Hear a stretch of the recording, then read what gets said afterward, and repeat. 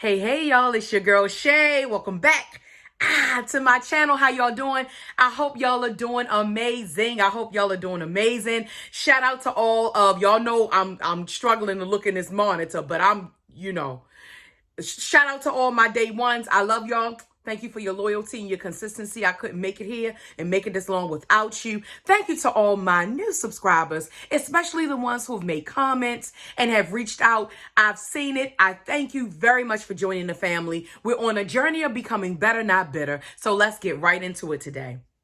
Now, so I want you to put me on pause if you need to. Go get your drink, go get your favorite snack and get in your comfy spot. Because I do want to recap my thoughts from the Ressa Tessa thing on TikTok. If y'all have not watched that, I know that y'all have seen it going viral. She's been getting broke off, getting paid a lot of money, telling her story. So if you have not watched it, I'm going to give you a quick recap. The bottom line of it is she met a man online, okay? He was like the type of guy that take care of home, looking out for her, doing stuff for her, all of that, paying her bills. She moved him in after 2 weeks of meeting him because we were about to go on lockdown. And y'all know at our mindsets when we were on lockdown, we were very scattered mentally. We were very scared. We didn't know what was going on. Was everybody going to make it? So on and so forth, okay? So after that, she moved him in, and then it started this whole thing. So to sum it up, he lied about everything. She experienced a traumatic miscarriage. He was supportive, she said, but at least he was supportive there. But basically, she just went through a lot of things, dealt with a lot of lies, it was basically he love bombed her in the beginning, and he gaslit her the whole way through the relationship, okay? And then eventually she got a divorce, and now this is her redemption story, and she's sharing, and she said that she's sharing because she wants to help anyone, even if it's just one person. And as a content creator, I understand that mindset. Like, people are saying, well, why is she sharing? And she needs to keep it to herself. Well, there's therapy and there's healing in talking about your situation. God says that when he gives us a test and we overcome, then he has given us a testimony, and we are to share with others, because you never know what someone else is going through. And listening to her story, I'm sure from my life and from my friends' lives, and just from, being a social worker for many years, I've heard so many stories, and it's like you could find yourself or someone in Ressa Tessa at any part of her story, okay? Because this kind of stuff is happening often. People are getting mishandled. For lack of a better word, people are just getting mishandled. Okay, I had some points, so some takeaways. So that's basically what her story was. But I wanted to say this.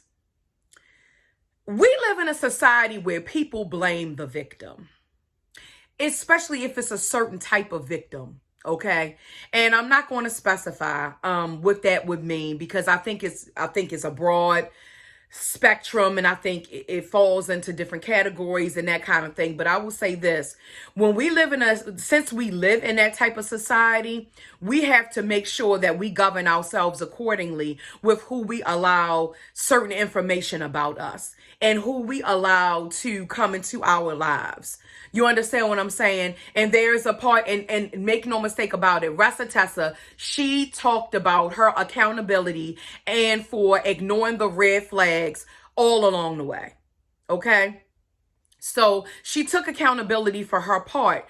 But what she was saying was that she got into this because she was lonely, because she didn't want to be quarantined by herself. How many people can relate to staying in a situation longer than you needed to because you were lonely? Let's be real. Let's talk facts. She's human. She got blood running through her veins, right? So, but with knowing that we live in that type of society, we have to make sure we arm ourselves with information. And I think sometimes it's unrealistic and it's unfair to think that if you're a certain age, you have experienced certain things. Everybody is on their own road and own journey. That does not mean that because you're 40 or 35 or 50 that you know all the rules of this game out here and how people are moving. If you give the best to people, we have this thing where innately, if we're giving the best to people, we are expecting that back. Maybe not necessarily from that person in particular, but we're expecting to have people into our lives who govern themselves the way we do, right? So it's kind of unfair to think that this woman, good woman, from what I noticed, well spoken, seems very smart. She had a job, she wasn't making a lot of money, but she was holding it on her own, holding it down on her own.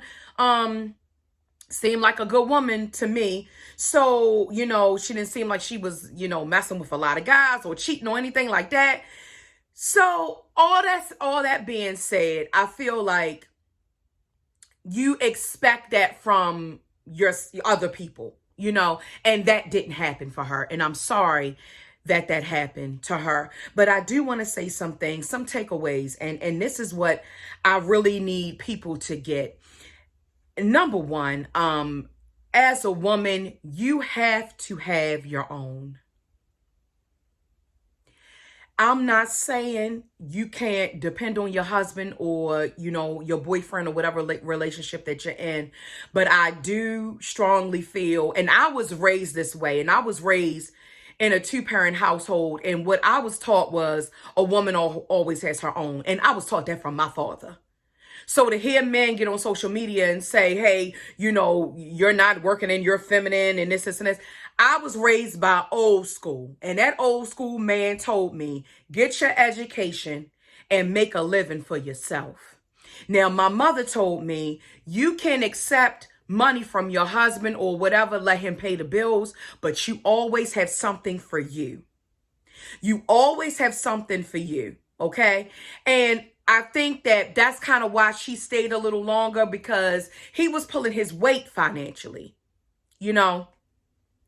Second thing I want to say, these are the really things that we need to really pay attention to when getting to relationships and dating. Y'all know I don't do online dating no more. I did it for like 3 months, and that was 3 months too long. I'll never do it again. Okay, if I don't meet you out in the flesh, it ain't happening. If you need to watch my why I don't do online dating, I'll find it down below. If I don't find it, y'all just scroll through, type in my name in the search bar and put, my online dating experience or something like that, I called it.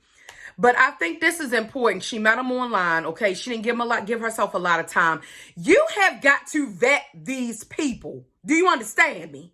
You have got to vet these people. You have got to give stuff time. I'm telling you, anybody can pretend for a little bit, but you can't pretend forever. You understand what I'm saying? You have got to really, really vet people. You vet people by time, investigation, and following your gut. That's it. Those are my takeaways from Ressa. Tessa, I hope you are doing well. It seems like you're doing well. You're going to Paris. You're doing the things that you always wanted to do that he promised. And y'all, we got to learn from this. We got to learn from this. We got to start learning from other people's mistakes, because it's too much on the line. Even with him cheating, with random women. And, that opens your risk of other things. Not just your financial health, but your physical health. Your mental health, all of that, That's all I wanted to say. Look, y'all, thumbs up this video. Let YouTube know you love my content. Don't forget to like, comment, share, and subscribe, okay? Subscribe to the channel. Y'all, brings me to my spiel. Ain't nobody better than you. No matter what they telling you, because God made you. Ain't nobody better than you. And you deserve the best out of life. I hope this message has inspired you. I hope this message finds you blessed. Don't forget to like, comment, share, and subscribe. And I'll see you all in my next video.